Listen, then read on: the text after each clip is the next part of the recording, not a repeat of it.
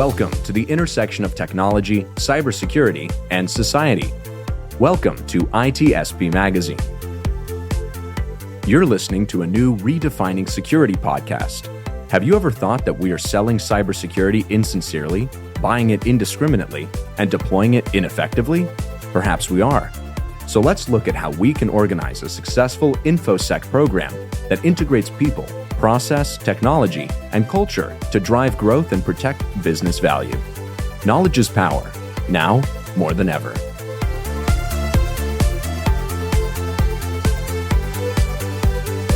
HITRUST is a leading data protection standards development and certification organization that strives to safeguard sensitive information and manage information risk for global organizations across all industries and throughout the third-party supply chain. Learn more at hightrustalliance.net. Imperva is the cybersecurity leader whose mission is to protect data and all paths to it with a suite of integrated application and data security solutions. Learn more at imperva.com.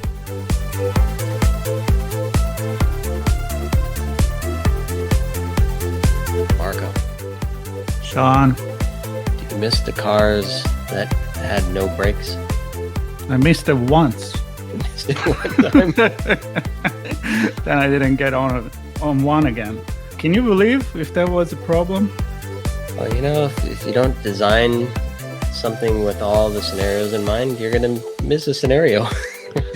You might get lucky and only drive uphill all the time, and therefore you don't need brakes. Yeah, maybe if you back it down, I don't know. There's probably no scenario where the car needs no brakes. Apart from the car, but I wonder why, for example, we need to put instruction on a candle said don't put it near drapery because it's going to get on fire, or don't touch the fire, or ice could be cold. I mean, are we that in need of knowing all of this? What I'm saying is, can we just look into the future? Imagine how a product is going to be used, or how as users, we maybe need to kind of take some responsibility for that. But unfortunately, I'm afraid that in the topic of cybersecurity, we have a lot to go. Absolutely. And interesting you brought the warning labels, but because I think we're talking about product design. I guess if you're building something that's dangerous, that's one thing. But if you're building something that you don't even think has any danger associated with it, maybe that's the issue. Right? But you see, you can get something small and you have to say kids shouldn't put that in their mouth. It's not dangerous per se. It's not a knife. It's not pennies taste good, Mark. It seems like you have experience on that. Nice and coppery. But we're not talking about pen. Well, kind of. We're talking about pennies too, but we'll get there. Who's our guest and what's our topic, Sean? Yeah, let's quit messing around. Let's bring Christie Chaffee in because I want her to mess around with us. This is going to be a fun topic. Christie, thanks for joining us. Thank you, Marco and Sean. It's great to be here. A few years since I've seen you both. Oh yeah, it's been a few years since I've seen anyone. The gala in Las Vegas. Yeah, right. That was it. Good times. And well, I'm thrilled to have you on the show, and great to connect again. And today's topic is all about the relationship and the connection between product development / engineering. Maybe we probably won't go too deep into the engineering. We'll see, and cybersecurity, and the idea of building security and understanding risk as you're designing stuff, rather than poking or plugging holes and making patches afterwards. So we're going to have some fun with this. Christie, first, a few words about what you've been up to and why this area is a passion for you to talk about with us. Yes. Thank you so much. Product management, product development. I keep talking about these items in different scenarios, and I do it because there's so much to cover in this discipline that I almost need to keep recycling the information to get my own thoughts around where the industry's going. And Marco, aren't the best products the ones that you don't even know you're using, the ones that you seamlessly can get through just enough information to know exactly what's needed from you as the user, and the value and the expected outcome is exactly as you expect. So passionate about product management, have been working for about the last 10 years in some capacity in it, in technology. So just happy to be talking about it and sharing some of the great things that I've seen over the years. Nice one. And so many thoughts in my head. We've been preparing for this for a few months now, organizing schedules, and having my background and leading up to this, my mind is just full of stuff. But I want to get your initial perspective before I start dropping all my thoughts and ideas in here. What's the perception of each other's teams? How does product management look at the role of cybersecurity, and cybersecurity look at the role of product management? So I'll cover just some of the basics of I'll say technical product management, because we, after all, are building technical solutions. So some of the things you would get in general product development, just not as much of a priority as some of the handoffs, like you're saying, between not only products and security teams, but products and the engineering teams that are developing and maintaining them. So product development, product-driven development, scaled agile frameworks keep pushing the industry in this direction. And the reason is the desire for organizations to have transparency in ways they previously didn't have with technology. So businesses used to use technology to enhance the processes and really the value they were offering to customers. Now our businesses are completely dependent and relying on these technical solutions. So where your resources are going, understanding the value you're delivering to customers, whether or not that's effective, if you're stable as a company as you're making these service offerings. These are things that we need to know to run our businesses. And this is how product development just continues to see, fuel in the industry to become really a standard best practice. So when we talk about security product management, I would say it takes it a step further, where you yourself as a product must be secure. So there is no vending security solutions, whether you're doing it as a third party to another client or doing it within an organization. These security, almost the very basics of how you've built the foundation of your product, is one of the most important things to know as a product manager. And I've sat in both roles. I've sat in roles that are just technical product managers and security product management. And, really it's the same function with just a much more heightened view on the security of our own product when we're sitting in one of those cyber aligned functions. So you say a couple of things that, of course, we've talked in other conversation, but I always come back to that, and more, there is cybersecurity is not just a tech problem. It's not just a security problem. It's a business problem, because you can't say, oh, I do this product. By the way, I use a little bit of technology, and by the way, some of that technology is secure.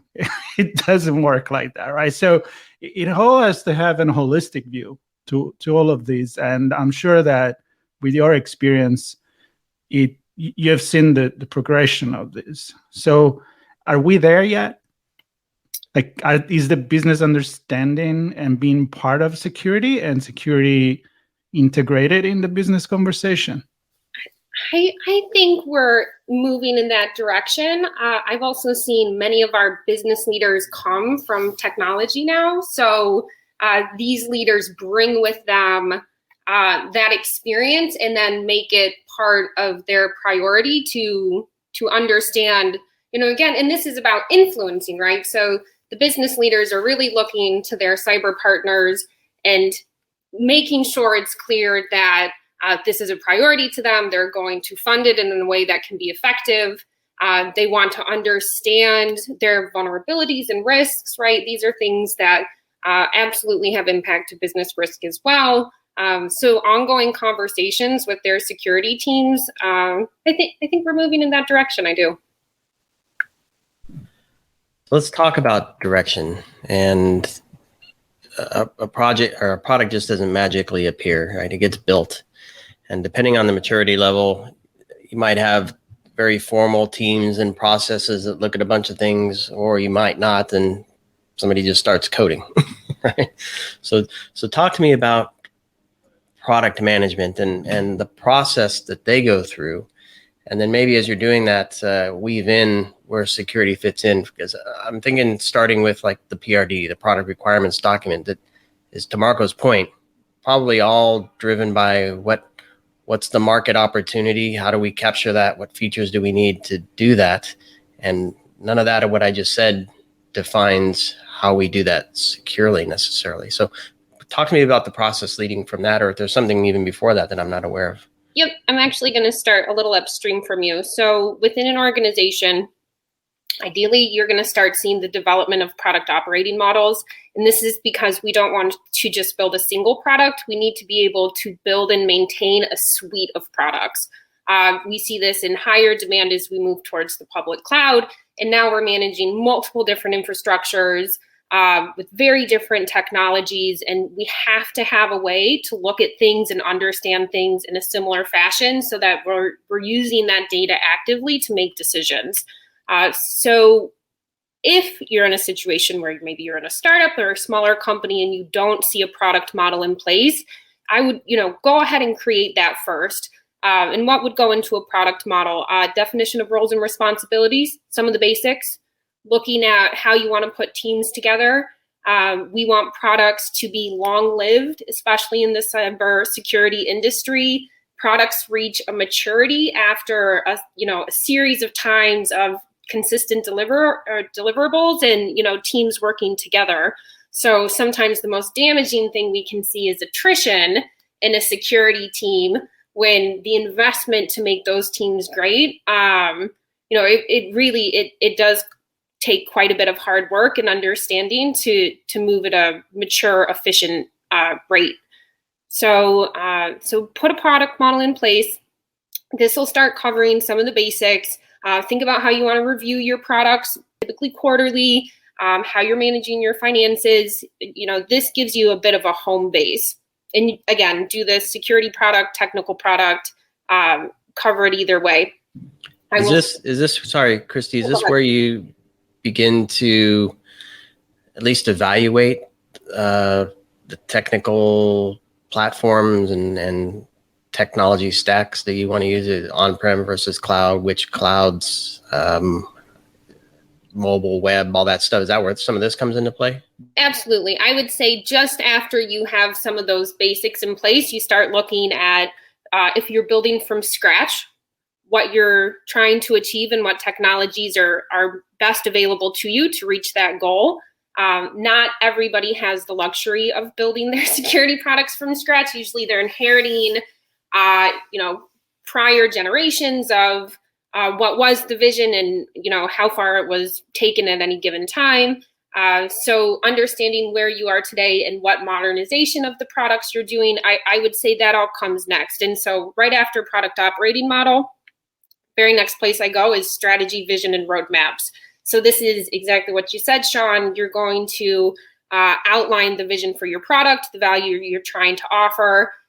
Strategy comes from being very self-aware from where you are today. So having a strategy that moves your product in the ways that it needs to go. And, I would say any technical product could be on the range of maturity when you step into it from a product management perspective.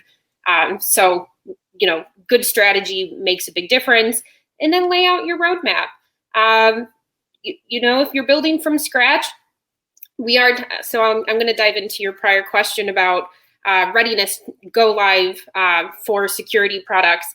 If you're building from scratch, you really need to have a comprehensive understanding of the security that your technologies are faced with. Vulnerability management, identity and access management, how you're going to monitor these items, making sure if you have logging and monitoring set in place and there's a security operation teams at the other end, There's an intensive amount of training that goes into those teams. So having all of those handoffs done prior to launch, it's kind of meats and potatoes for security products. And that needs to be, right after strategy, vision, and roadmaps, I would say baselining what those security non-functional requirements is like the very next step for you. You mentioned many times here starting from scratch, but do we ever really start from scratch? I mean, don't we always build on the shoulder of something else? I'm going a little bit philosophical here, but it's like when you create something. So even if you're inspired by maybe something that another product has done and you think you're going to do it better, I mean, how much legacy of good stuff can you bring with you? So love the question. I'm going to stay up here, 50,000 feet high with you and say, don't we hope as product managers, we get the opportunity to create something new? There are so many new technologies, especially in the last few years, that have started surfacing. Probably, some product managers' dreams to get ahead of that and develop the first security product to, pull those solutions together. So I don't know, Marco. I would say maybe if you asked me 2 years ago, I would have answered in a different way. But now we see multi-cloud coming. So, there's a frontier, I would say, we've yet to explore. So, right, but some lesson learned maybe that don't come straight from the technology, the technicality, but from learning from other business model in the past that maybe you can apply. So I'm looking in, it's just like, Sean, sometimes we say, do we do technology just because technology allow that? Or yes. do we do it? Yeah, blinking lights, and of course, or do we build it around an experience and that? So and I'm going to maybe take us this direction with that, because I'm thinking, as you described the product model, Christie, if you're thinking big picture strategically, first thing that comes to mind, and something that's going to live on, multiple products, I'm thinking the first thing that comes to mind is like customer data. Do you manage customer data in everything you build as an individual product, or do you manage it in a single spot that gives access to the products? And then the thing that comes to mind to me is modules.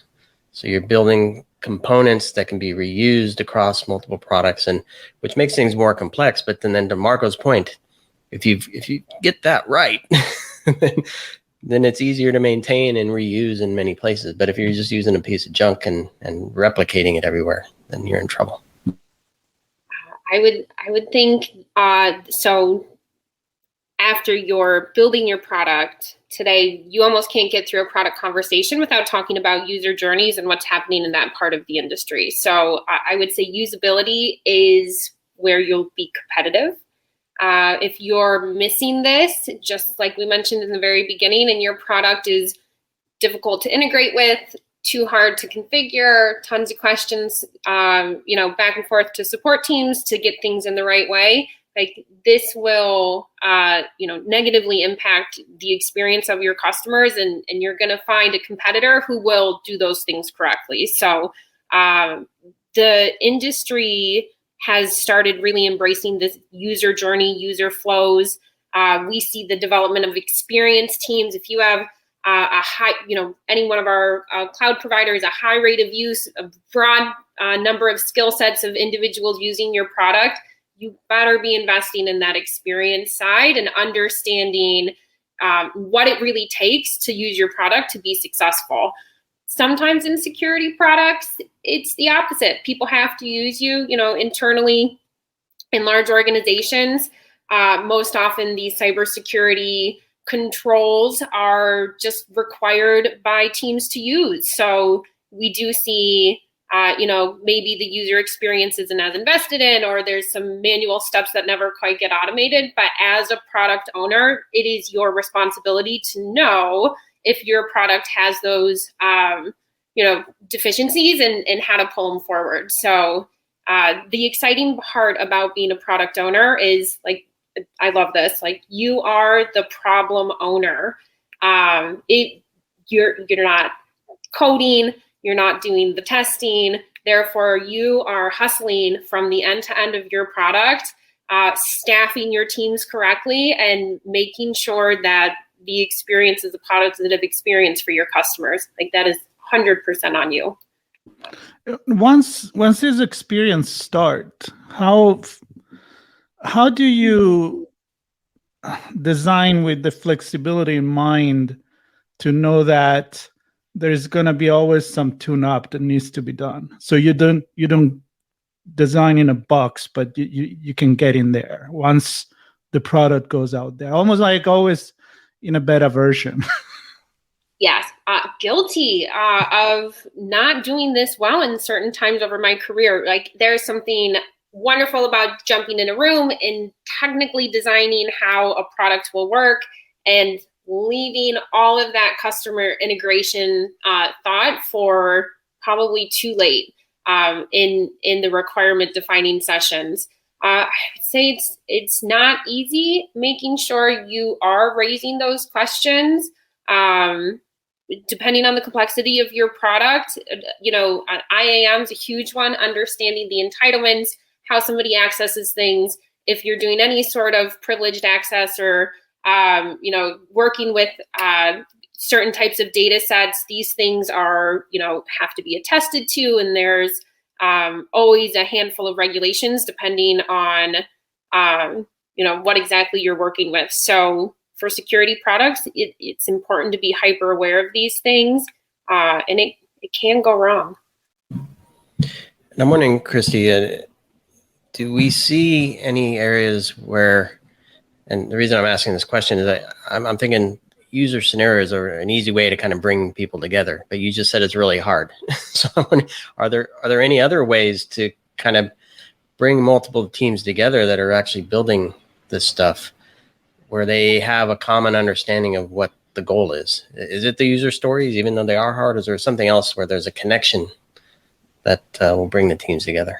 No, that's a great question. And I'll go back to Marco's point a couple minutes ago about where does experience start. I think the experience starts the minute we start talking about these products. And again, on the product manager to really own this. So having concrete vision, strategy, value statements, having sessions where you're verbally talking about your product and explaining these things, making user videos. There are some amazing, great content creators these days where, what used to take teams of people, technology's allowed now very small groups to cover all of these bases. Thinking of your product as an experience, bringing in your own view of what works as a customer, and then trying to hit those notes, whether that's regular communication, direct outreach. I think there's so many channels you can go through. I think the mistake is if you're only hitting one of them. Technology's just made it too easy these days. Yeah, well, too easy or maybe too complicated. Ooh, touche. So you talk about the importance of groups coming together, and of course you all need to paddle in the same direction. I think that's fundamental. Yes. Do you feel certain industries may have, because of the nature of the industry and the nature of the service that they provide or product that they provide, they have it easier than other? Talking about technology making things easier, or I'm thinking like transportation versus finance versus healthcare versus consumer product and so forth. I have a 6-year-old now, so I'm constantly judging our school's technology systems. Oh, that's a good one. If I had more time, I'd be doing this voluntarily. But so a few things in, I would say, just technology's favor. There are scaled frameworks out there that, my first experience was about 10 years ago. So now it's, the agile, doing product-driven development, domain-driven development, all of these standards in the industry help move people in the right direction. So what we see is, you can hire somebody from the transportation industry with product experience, and they can slide into the roles in finance because the motions are often the same. And I would say, if not the motions, the mindset is definitely the same. So with regards to certain industries, I'd say it depends on when the organization started putting some of these practices into place and the quality and time they've taken to train their workforce. I don't think, most days I don't see a lot of teams with the appetite for agile best practices. But regardless of the team that I'm stepping into, whether on the cyber side or on a cloud side, which, security streams through both of those, some of the very basics that we put in place when it comes to meeting with the engineering teams on a regular cadence, work refinement, ceremonies, those are just some of the easy things that anybody can do in any industry. And, just by doing the basics, you'll see those positive outcomes with product development. And I'm experiencing, that all over my career where as the teams I'm working with change, we're just kind of starting from scratch. But to your point earlier, never starting, always starting from experience, never really starting from zero anymore. Right. Yeah, and I guess to that point, Christie, there's so many new technologies, new coding tools and platforms, new infrastructures, everything's new, right? And as soon as you land and pick something and land on it, your engineering team wants to try something different because it's fun, because that shiny blinking light, as Mark was talking about. So how do teams communicate? And maybe there will be challenges, like that's a big one, right? If you pick a platform and in the middle of it, you say, no, that's not the right one. But how do teams uncover the gaps? Because you don't just magically end up at the end point that everybody wants. You kind of have to shepherd things along, and they're going to be disconnects and disagreements. And so how do you find teams working together to overcome those? I know. And I'm like, the agile tools, probably worst advertising specialist, because I am a little old fashioned. Like, I will kick back to a PowerPoint and some basic roadmap templates if, we aren't in a mature state. So I don't think the tools will make or break you, is my point. There are some amazing collaboration tools in the industry today where you can update whiteboards at the same time. And again, highly pushed forward with the last 2 years of all of us being remote. Like, there are some great items out there.